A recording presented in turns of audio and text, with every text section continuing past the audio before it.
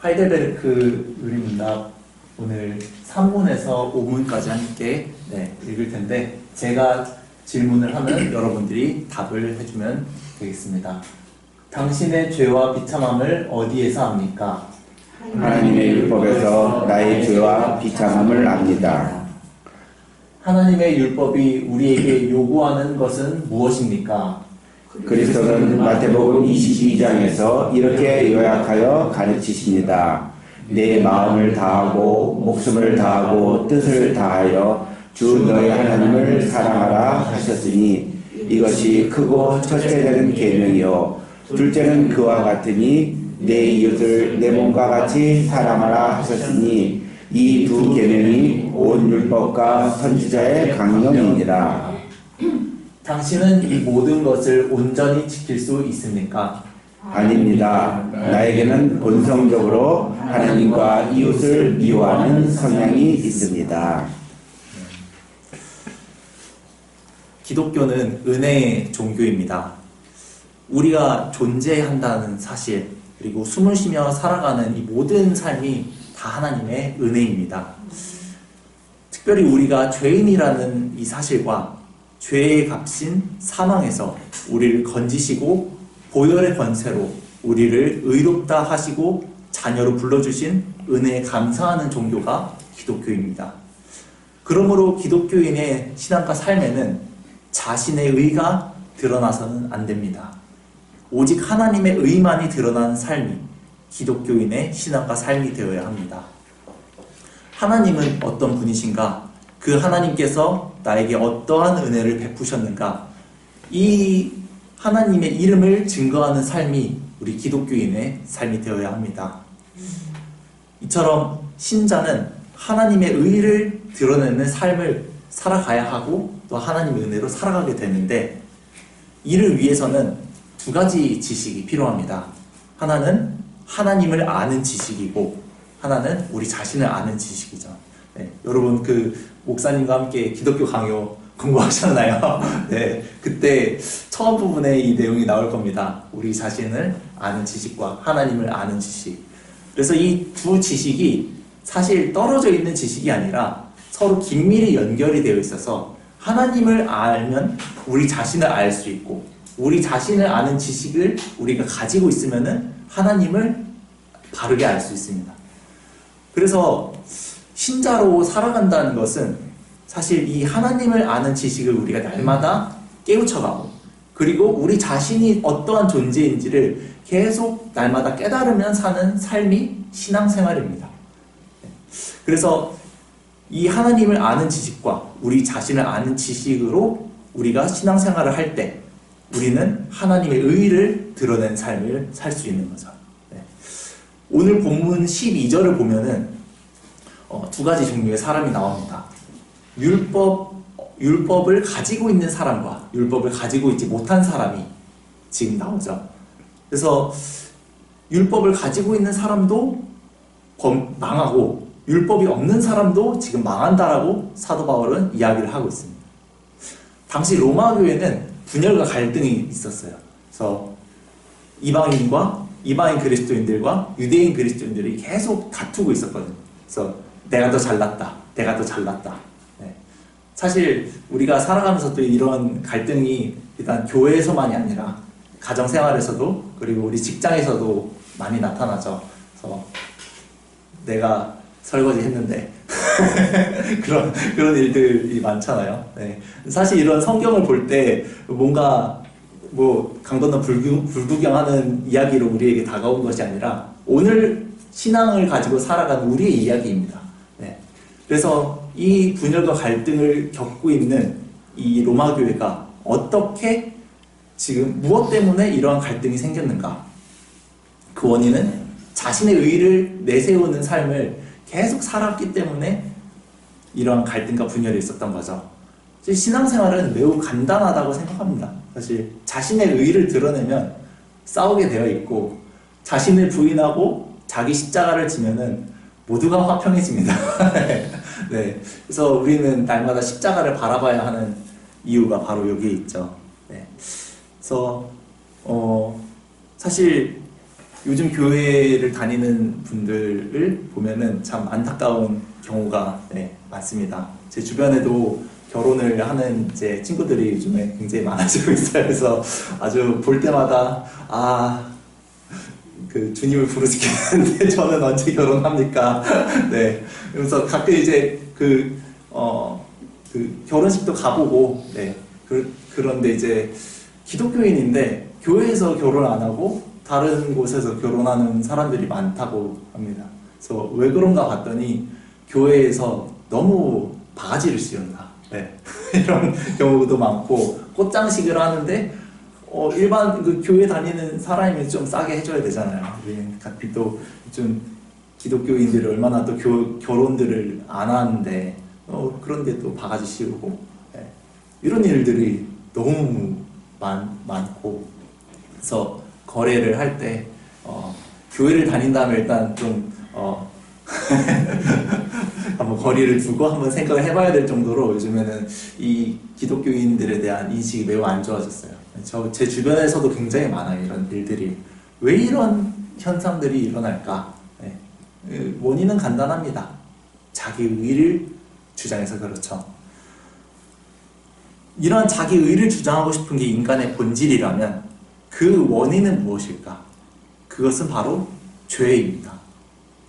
바울은 이 죄가 모든 분열과 고통을 일으키는 요인으로 보고, 오늘 본문을 통해 어떻게 하면 이 로마 교회의 성도들이 이 죄를 다스리고 죄를 극복하고 선으로 악을 이길 수 있는지, 오늘 이것을 말하고 싶어서 이 율법을 가지고 죄를 다루는 것입니다. 이 12절은 이렇게 율법이 있는 유대인과 이방인, 율법이 없는 이방인을 대조해서 이 둘 다 죄로 인해서 망한다. 그리고 13절은 율법을 지킬 사람이 없다는 것을 전제하고선 율법을 행하면 의롭다함을 받는다. 그런데 율법을 지킬 사람이 없지 않느냐, 이걸 이야기를 하는 겁니다. 그리고 14절에서 15절은 이방인들은 율법이 없는데 그러면 이방인들은 무엇으로 심판합니까? 이렇게 얘기하는 이방인들에게, 이방인들은 양심이 있다. 양심이 곧 율법이 돼서 너희를 심판한다. 그리고 16절은 정말 그 로마 교회의 성도들이 들으면 기절할 만한 내용입니다. 그들을 심판하는 분이 그리스도이시다. 교회를 심판하는 분이 그리스도시라는 것입니다. 이게 사실 우리가 너무 예수 믿으면 나는 당연히 천국을 가지. 물론 믿으면 가죠. 가지만 과연 믿음에 합당한 반응, 그 신앙 고백이 우리의 삶 가운데 나오고 있는가, 이런 것들을 계속 점검을 해야 된다는 거죠. 그래서 심판하신 분이 다름 아닌 예수 그리스도시다. 무서운 말씀이죠. 바울은 로마 교회의 분열과 분란을 조장하는 이 두 집단을 지금 이야기를 하고 있어요. 이방인과 지금 유대인이죠. 둘 다 죄인이에요. 둘 다. 예수를 믿지만 이 안에 있는 죄성이 있기 때문에 싸우는 거예요. 계속. 이 이방인과 유대인은 사실 이 세상에 사는 모든 인류를 말하기도 합니다. 바울은 유대인과 이방인이 다르다라는 걸 일단 인정을 해요. 다르죠. 우리도 교회 안에 있는 사람들 다 다르잖아요. 저도 다르고 집사님들도 다 다르시고. 그런데 한 가지 공통점이 있어요. 우리에게는. 그것은 우리는 그리스도가 아니면은 다 심판받아 멸망할 존재라는 거죠. 그래서 이 바울이 지금 이 두 집단, 싸우고 있는 두 집단의 죄를 지금 다루고 있는데, 다루는 방법이 사실 우리가 생각하는 방법과 다릅니다. 우리는 뭔가 어떠한 갈등과 분열이 있으면은 너는 뭐뭐뭐를 잘못했고 너는 뭐뭐를 잘했고, 여기는 뭐뭐를 잘못했고 여기 어떠한 것을 잘했고, 내가 봤을 때 가장 합리적인 방법은 이러한 것 같아. 우리는 가정에서도 그렇고 우리 교회에서도 그렇고 이런 식으로 보통 문제를 해결하잖아요.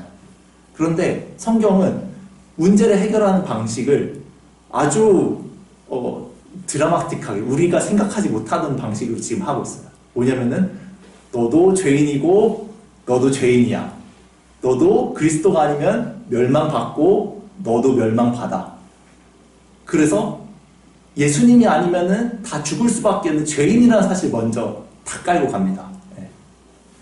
그래서 교회에서 어떤 문제가 생기거나 아니면 가정에서 어떤 문제가 생길 때 사실 우리가 생각을 해야 될 게 우리의 경험으로 어떤 문제를 해결하기보다 성경은 어떠한 갈등과 어떠한 문제를 어떤 방식으로 해결을 하는가 이런 것들을 우리가 성경을 통해서 배우고 이런 것들을 삶에 적용을 하는 지혜가 있으면 참 좋을 것 같습니다. 로마서 1장에는 우리가 다루지 않았지만 인간의 이 타락한 실상을 아주 낱낱하게 고발을 하는데 1장 28절부터 32절까지 제가 읽어드리겠습니다. 또한 그들이 마음에 하나님 두기를 싫어하며 하나님께서 그들을 그 상실한 마음대로 내버려 두사 합당하지 못한 일을 하게 하셨으니 곧 모든 불의, 추악, 탐욕, 악의가 가득한 자요, 시기, 살인, 분쟁, 사기, 악독이 가득한 자요, 수근수근한 자요, 비방하는 자요, 하나님께서 미워하시는 자요, 능욕하는 자요, 교만하는 자요, 자랑하는 자요, 악을 도모하는 자요, 부모를 거역하는 자요, 우매한 자요, 배약하는 자요, 무정한 자요, 무자비한 자라. 그들이 이 같은 일을 행하는 자는 사형에 해당한다고 하나님께서 정하심을 알고도 자기들만 행할 뿐 아니라 또한 그런 일을 행하는 자들을 옳다 하느니라. 네. 무시무시한 말씀이죠. 네. 누구에게 지금 말씀하시는 말씀일까요? 네. 모든 말씀은 나에게 적용을 해야 합니다. 네. 지금 이 말씀에서 사실 분위기가 섬뜩합니다. 지금 바울이 굉장히 화난 그런 이제 어조로 지금 이야기를 하고 있죠. 여기서 눈여겨봐야 될 것이 세 가지 지점이 있어요. 이 지금 우리가 방금 봤던 말씀에서 첫 번째는 그들이 마음에 하나님 두기를 싫어하매 이 말씀입니다. 이 마음이라는 단어는 지식으로도 번역을 할 수가 있어요. 그리고 둔다라는 말은 인정한다라는 말로 또 번역할 수 있습니다. 그래서 이 28절을 이렇게 우리가 또 생각을 할 수 있습니다.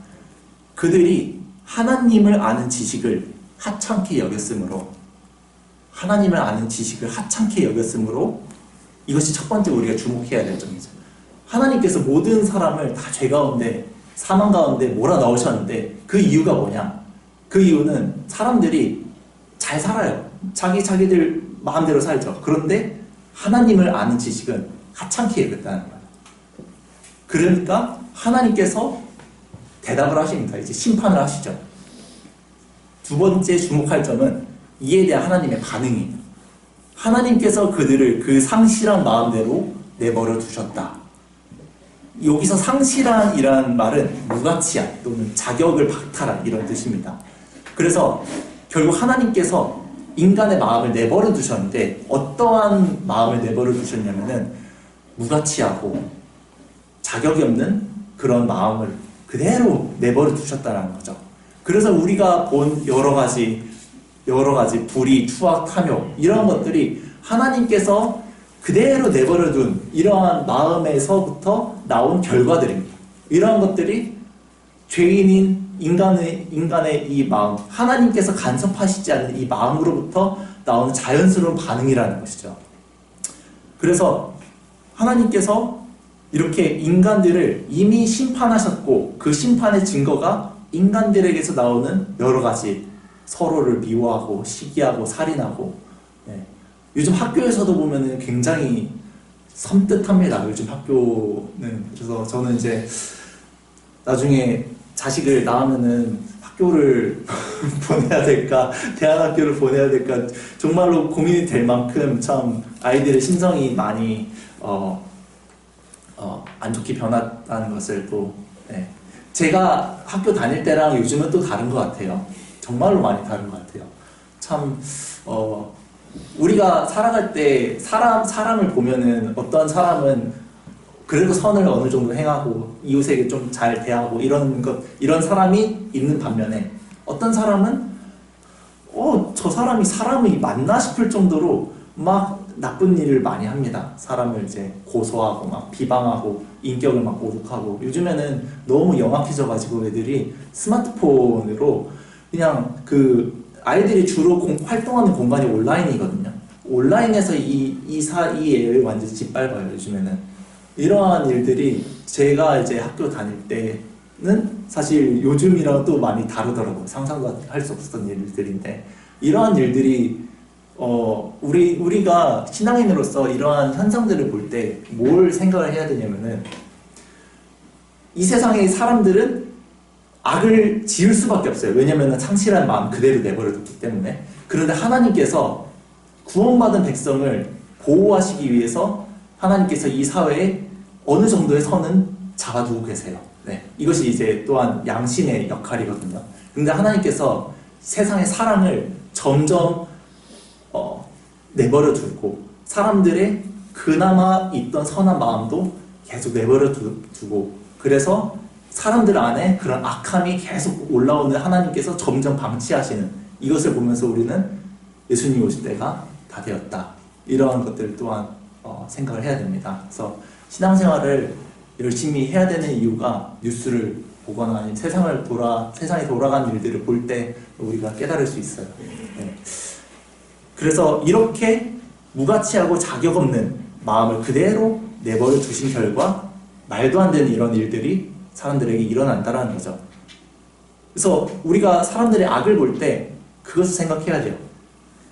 하나님의 은혜가 아니면 나도 뉴스에 나온 저 사람처럼 저렇게 할 수 있다. 내가 오늘 사람답게 살 수 있는 것은 하나님께서 나에게 은혜를 베푸시기 때문이다. 이 말씀을 통해서 우리는 이런 것들을 또한 깨달아야 됩니다. 세 번째로 우리가 또 1장 우리가 방금 살펴본 말씀에서 주목해야 될 점은 이에 대한 결과예요. 이렇게 된 결과 우리는 어떻게 되는가? 두 가지 반응이 나옵니다.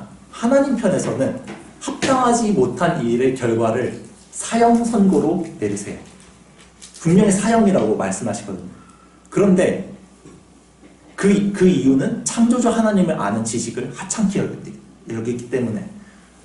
사람은 하나님의 형상으로 창조가 됐죠.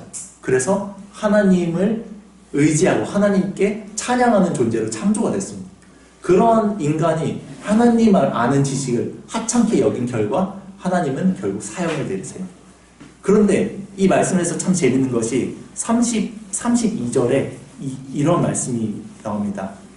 하나님께 이제 뒷부분에 보면은 32절, 하나님께서 정하심을 알고도 자기들만 행할 뿐 아니라 또한 그런 일을 행하는 자들을 옳다 하느니라. 이 사람들이 하나님께서 사형에 해당한다는 것을 양심으로 알아요. 나 이렇게 하면 벌 받는 거 아니야? 알죠. 그런데 이 사람들이 행하는 일들이 뭐냐면은 집단을 지어요. 그룹을 지어가지고 괜찮아. 그렇게 해도 괜찮아. 옆집에도 그렇게 하는 거 하면서 이 사람들이 행하는 것 자체가 너무 악합니다. 마치 바벨탑에 사람들이 모여가지고 하늘 꼭대기까지 탑을 쌓는 그런 모습과 똑같죠. 예. 이러한 인간의 악함은 정말 끝이 없습니다. 그래서 시편 2편에 보면은 분노하신 하나님이 나오시거든요. 그래서 집단을 이루어서 하나님이 대적하는 모습이 나오는데 제가 읽어드리겠습니다. 어찌하여 이방 나라들이 분노하며 민족들이 헛된 일을 꾸미는가? 세상의 군왕들이 나서며 관원들이 서로 꾀하여 여호와와 그의 기름 부음 받은 자를 대적하며 우리가 그들의 맨 것을 끊고 그의 결박을 벗어버리자 하는도다. 하늘에 계신 이가 웃으시며 주께서 그들을 비웃으시리로다. 그때의 분을 바라며 진노하사 그들을 놀라게 하여 이르시기를 내가 나의 왕을 내 거룩한 산 시온에 세웠다 하시리로다. 이렇게 인간들은 하나님께서 거룩한 산에 세운 예수 그리스도를 계속 대적을 하려고 해요. 그러면서 하나님께서 마지막에 복과 저주를 선포하십니다. 그의 아들에게 입맞추라. 그렇지 아니하면 진노하심으로 너희가 길에서 망하리니 그의 진노가 급하심이라. 여호와께 피하는 모든 사람은 다 복이 있도다. 아멘.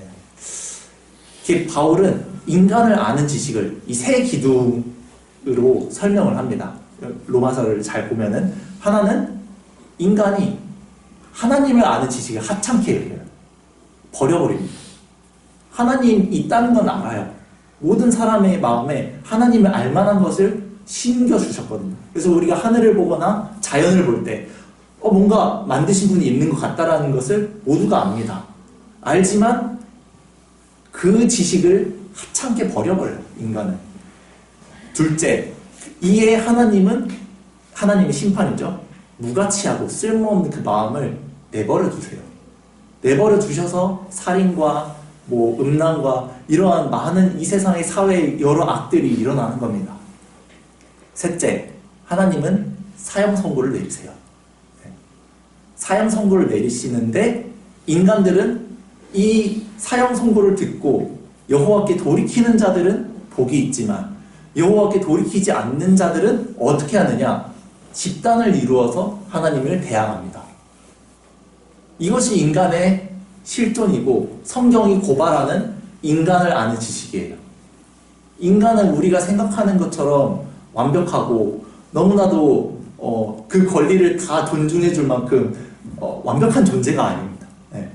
우리 자신을 아는 지식이 있어야지만이 하나님을 아는 지식을 우리가 소유할 수 있는데, 하나님을 아는 지식이란 것은 하나님이 얼마나 큰 능력과 권능으로 우리를 구원하셨는지를 아는 지식이거든요. 이 우리 자신이 얼마나 비참한지를 깨닫지 못하는 사람은 하나님께 감사를 할 수가 없어요. 감사를 할 수가 없으면은 하나님이 원하시는 삶을 살아갈 수 없는 거죠. 하나님이 원하시는 삶은 신앙 고백의 삶입니다. 예. 이와 같이 바울은 1장에서 우리 자신을 아는 지식을 아주 신랄하게 고발을 해요. 그 후에 2장에서 갈등하고 반목하고 있는 유대인과 이방인들을 향하여 너도 망하고 너도 심판받는다, 이렇게 깔고 가죠. 네. 그러면서 그 기준을 율법으로 제시를 합니다. 네. 오늘 우리가 살펴본 제3문을 보면은 그대의 비참함을 어디에서 합니까? 이에 대한 답은 하나님의 율법에서 합니다. 네. 율법은 목사님이 많이 강조를 하셨지만 용도가 있죠. 가장 중요한 용도는 우리 죄를 깨닫게 하는 용도, 그리고 그 죄를 깨달은 신자가 하나님의 은혜에 감사함으로 하나님이 원하시는 삶을 살아갈 수 있는 기준을 제시하는 거죠. 네. 그래서 갈라디아서 3장 19절을 보면은 율법이 사람들이 범죄했기 때문에 더해진 것이라고 이야기를 해요. 우리가 범죄하지 않았으면은 율법을 제시하지 않았겠죠. 그만큼 율법을 우리가 볼 때 우리가 죄인이라는 사실을 날마다 깨달을 수 있습니다. 예. 율법은 범법함으로 더해진 것이죠. 그래서 인간의 비참함을 깨닫게 하는데, 이 율법과 복음은 사실 대치된 것이 아니에요. 그래서 복음에는 하나님의 의가 드러나는데, 이 하나님의 의는 내 자신의 의가 철저히 부인된 의를 말하는 것입니다. 그래서 이 율법을 듣고 자신의 비참함을 깨닫는 것은 하나님이 주신 믿음으로 얻게 된 이 믿음으로 말미암아 가능한 것이죠. 네. 저는 요즘 아이들을 가르치면서 주기도문을 가르치고요, 십계명을 가르치고, 또 그 주기도문 사도신경을 가르치면서 십계명을 가르칩니다. 십계명. 우리 예수 믿는 사람들은 십계명을 읽어야 될까요? 읽지 말아야 될까요? 여러분 생각은 어떠세요? 네. 십계명을 그렇게 중요시 여기지는 않죠. 네. 우리가 매주 주기도문과 사도신경 고백을 하면서도 십계명은 그렇게 강조를 안 하는 것 같습니다. 네. 그럼 십계명은 분명히 하나님의 말씀인데, 그러면 우리는 십계명을 무시하고 살아도 되는가? 네. 저는 요즘 신학을 또 공부하고 교회에 많은 전도사님들과 이야기를 하면서 왜 십계명을 그렇게 강조를 안 할까, 이 생각을 좀 하게 됐습니다.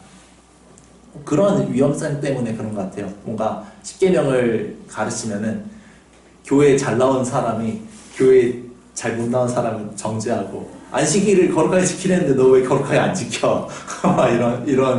이런 위험성 때문에 뭔가 십계명을 가르치지 않고 하는 것 같은데, 제 생각에는 십계명의 용도를 잘 이해하고 우리에게 적용을 하면은 너무나도 우리에게, 특히 이 땅을 살아가는 신자에게 참 필요한 말씀이라고 생각합니다. 네. 십계명을 1차적으로 구원을 받은 성도들이 자신의 죄악을 깨닫게 하는 용도로서 주어졌죠. 네, 하나님의 말씀입니다. 그래서 성령께서 이 십계명을 읽을 때 무엇이 죄고 무엇이 죄가 아닌지를 깨닫게 해요. 사실 불신자는 하나님의 말씀을 읽어도 무슨 말인지 모릅니다. 이 성경은 불신자들에게 인문학 책이에요. 인문학 책. 그래서 인문학 책을 읽으면서 자신한테 필요한 말만 쏙쏙 빼가지고 책을 쓴다든지 강의를 한다든지 그럴 때 사용하죠.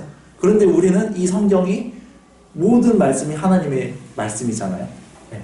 그래서 십계명도 마찬가지입니다. 믿음을 주신 신자들이 십계명을 읽을 때 죄가 무엇인지 깨달을 수 있어요. 믿음이 먼저입니다. 믿음이 먼저. 그래서 이 십계명을 읽을 때 성령께서 구원받은 성도들의 마음을 감화시켜서 무엇이 잘못이고 또한 어떠한 삶을 살아가는 것이 하나님이 기뻐하시는 삶인지를 깨닫게 하죠. 그래서 저는 요즘 아이들에게 계속 십계명을 같이 읽고 있거든요. 읽고 있으면서 이제 하니까 또 예상했던 반응들이 나오더라고요.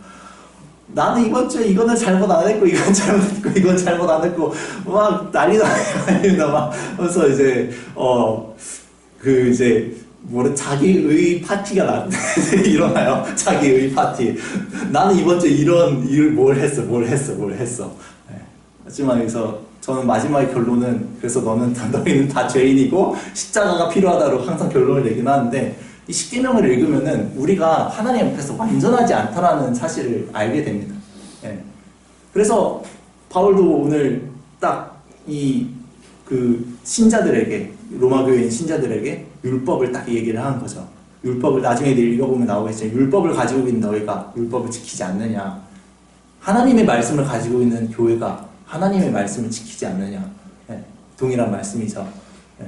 아무튼 우리가 율법을 보고 또 더 확장된 모든 하나님의 말씀을 볼 때 우리가 이 말씀대로 살아갈 수 없다는 것은 매주 고백하는 사실이잖아요. 네.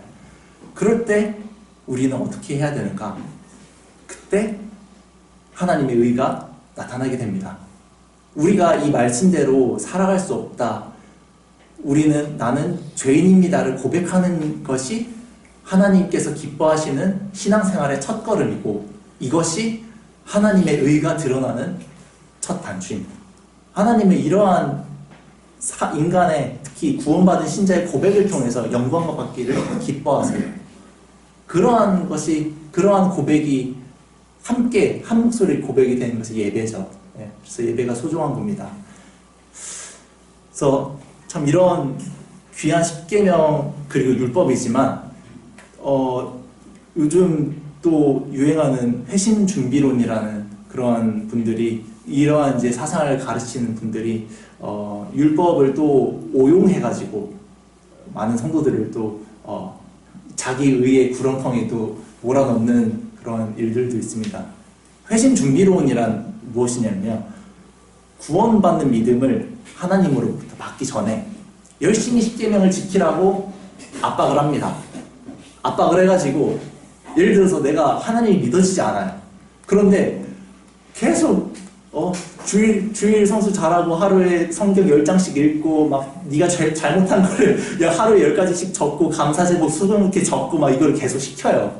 그러면은 어떤 일이 발생하냐면은 와 나는 이걸 못해 항복 이럴 때 하나님께서 보고 구원받는 믿음을 주신다는 건데 생각을 해보면은 믿음이 없는데 어떻게 이게 믿어집니까? 하나님 말씀이 믿어져요. 말도 안 되잖아요. 네. 네. 요즘 인터넷에 보면은 이런 이상한 주장을 하시는 분들이 많을 거예요. 간혹 있을 거예요. 네, 여러분들도 잘 분별하셔서 들으시면은 너무 좋을 것 같습니다. 네. 그래서 이 믿음을 선물로 받은 신자가 하나님 말씀을 볼 때 반응을 하고 자신의 죄를 고백한다라는 거죠. 네. 사실 이것이 바로 바울이 로마 교회의 갈등과 반목을 해결하는 해결책입니다. 우리처럼 네가 이거 잘못했고 네가 이거 잘못해가지고 서로 화해해 이렇게 하는 게 아니에요. 바울은 너도 죄인이고 너도 죄인인데 얼마나 죄인이냐면은 너네 둘 다 하나님을 반역한 반역 죄인이야. 그래서 결국은 사망하게 되고, 우리가 갈등을, 어떠한 교회에서 갈등이 일어나거나 가정이나 아니면 그럴 때 이 말씀을 우리 적용해 보면 참 좋을 것 같아요.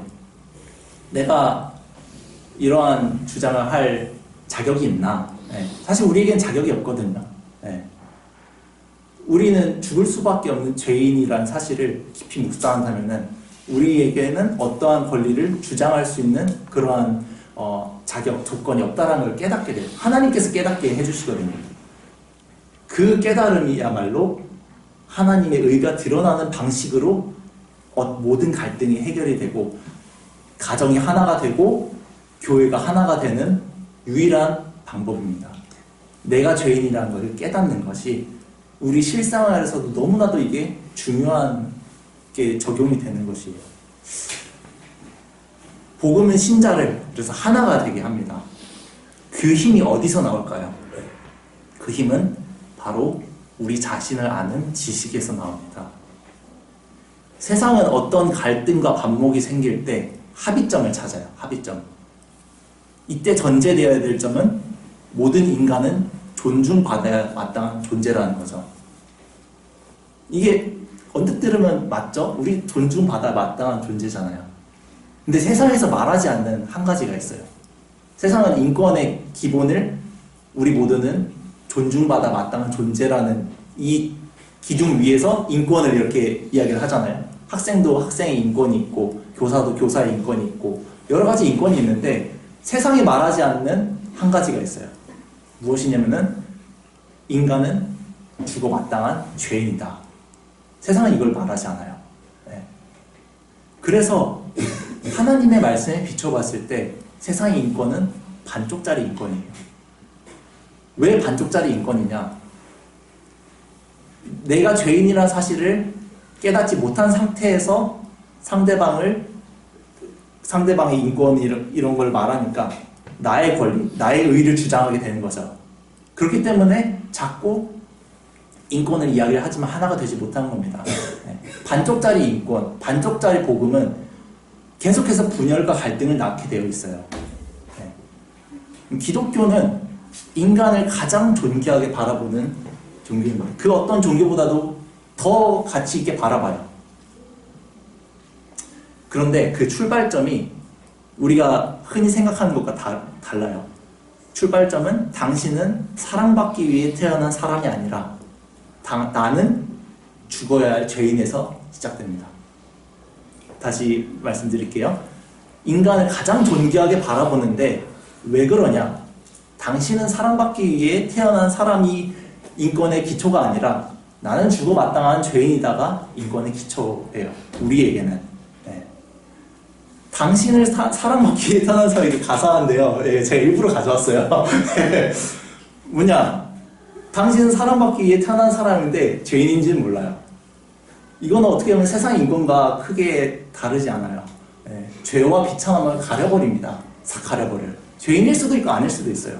네. 당신이 사랑받을 만큼 나도 사랑받아야 돼. 근데 오늘 하나님 말씀 뭐라고 말합니까? 당신도 죽어야 되고 나도 죽어야 된다. 얼마나 무시무시한 말씀입니까? 이게 복음의 기초입니다. 이게. 그래서 내 권리도 소중하고 너의 권리도 소중함을 주장하는데 인간은 이기적이어서 자꾸 내 권리를 더 주장하게 되는 거죠. 그래서 세상의 인권은 하나가 되지 못하는 겁니다. 하나님이 원하시는 하나님 나라가 아니에요. 네.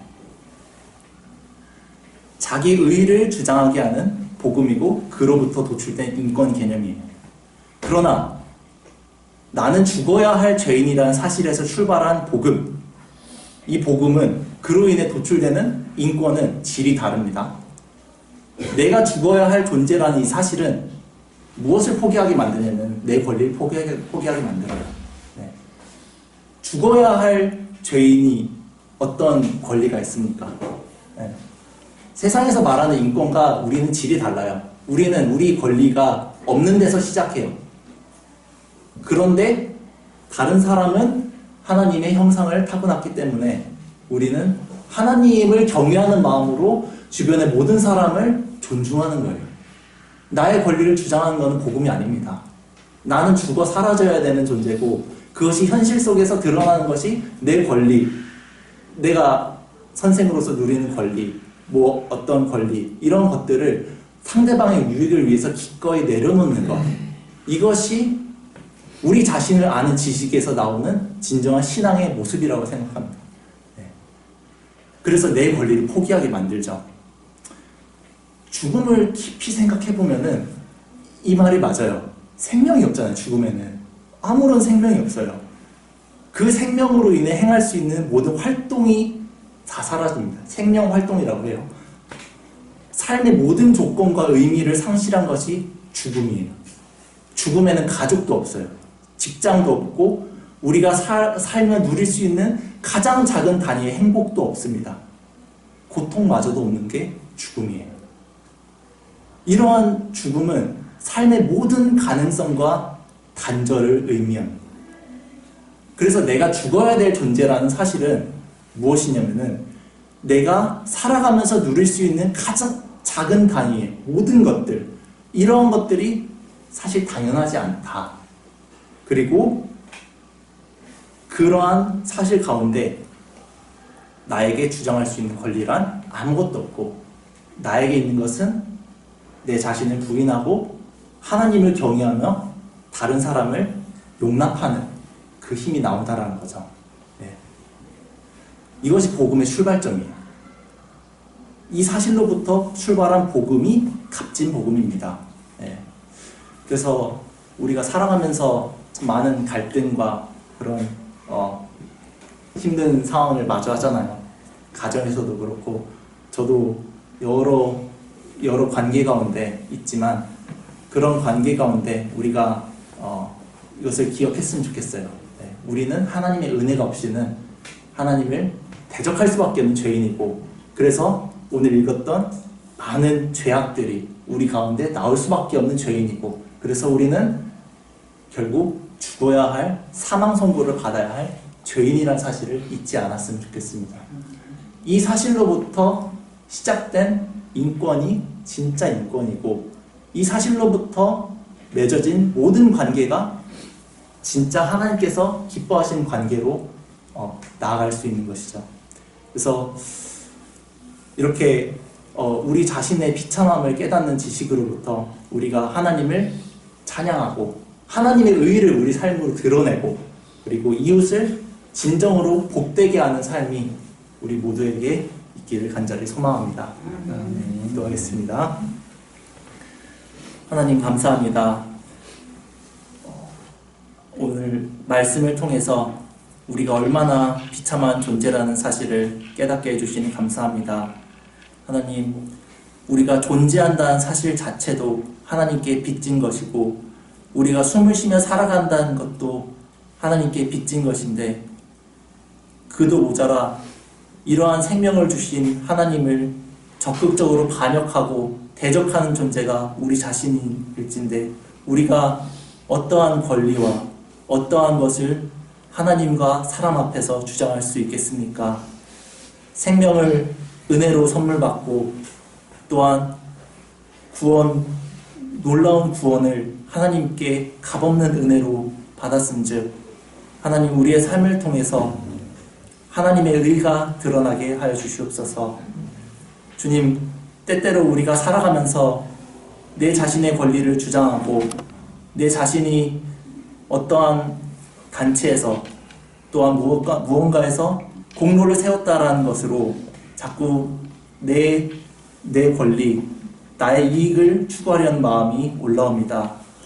주님을 경외하는 마음으로, 우리 자신을 아는 지식으로 이러한 모든 관계로부터 내 자신을 부인하게 해주시고, 예수님 때문에 손해보고 예수님 때문에 우리가 낮아지는, 그리하여 하나님의 의가 우리의 삶 가운데 높이 드러나는 그런 삶을 살게 하여 주시옵소서. 감사드리며 예수님의 이름으로 기도합니다. 아멘.